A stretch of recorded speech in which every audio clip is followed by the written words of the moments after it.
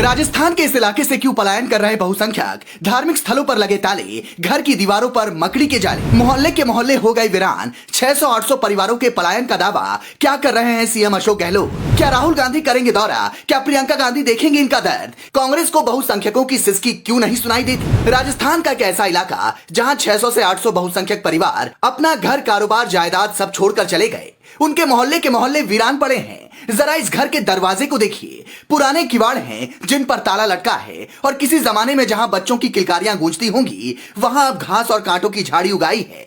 दीवारों पर हुआ रंग उतर रहा है, सीमेंट की उतरी हुई पपड़ी चीख चीख कर कह रही है उस अत्याचार की कहानी जिसे झेल कर यहाँ के लोग जाने को मजबूर हो गए। अब इस गली को देखिए, दिन के उजाले में कैसे सन्नाटा पसरा है। एक साथ दो धार्मिक स्थलों की हालत देख लीजिए। अब मालियों के इस धार्मिक स्थल को देखिए और देखिए बंद पड़ा पुराने जमाने का बना ये शानदार घर। आप सोच रहे होंगे हिंदुस्तान का ये कौन सा इलाका है, तो चलिए आपको बताते हैं। दिल्ली से करीब 400 किलोमीटर और जयपुर से मात्र 2 घंटे की दूरी पर है ये मालपुरा, जहां से बहुसंख्यकों के पलायन की असंख्य कहानियां सामने आ रही हैं।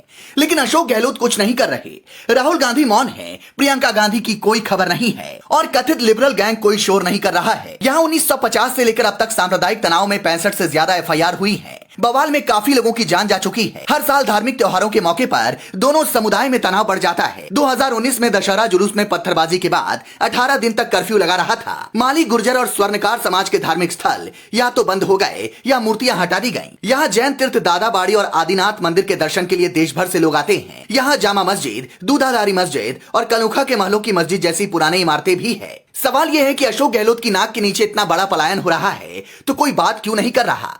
वहां के एक नामी वकील कहते हैं कि आपको क्या लगता है कश्मीरी पंडित रातों रात भागे होंगे? कैंसर एक रात में नहीं फैलता, शरीर को जकड़ने में उसे सालों लगते हैं। मालपुरा को भी छोटा मोटा कश्मीर समझिए। हल्ला तब मचेगा जब यहां से टोलियों की टोलियां थैला उठाकर दिल्ली मुंबई पहुंचेंगी। बहुसंख्यकों का कहना है कि हर बवाल के बाद एक समुदाय पहले से ज्यादा हिंसक हो जाता है।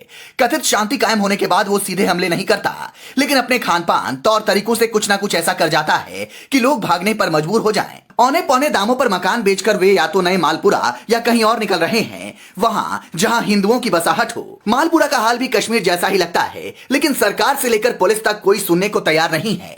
यहाँ के लोग कहते हैं कि उन्होंने अनगिनत बार डीएम को ज्ञापन दिया है, लेकिन कभी कुछ नहीं हुआ।